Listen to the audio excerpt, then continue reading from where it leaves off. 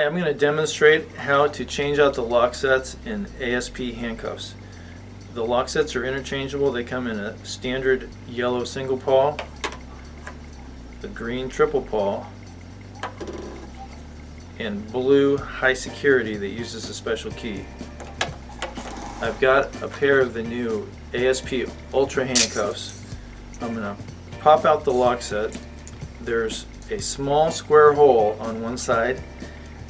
I take a small screwdriver, or you could use the end of a key, pry it up slightly as much as you can.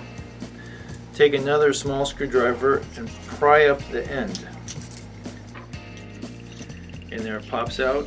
There's a small plastic catch here that has to be released. If it's not released, you're going to bust it off and the handcuff lock set won't stay in. Now I'll put in a high security blue one. It goes keyhole side first.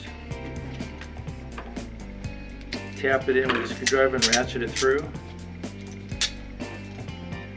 Do the other side.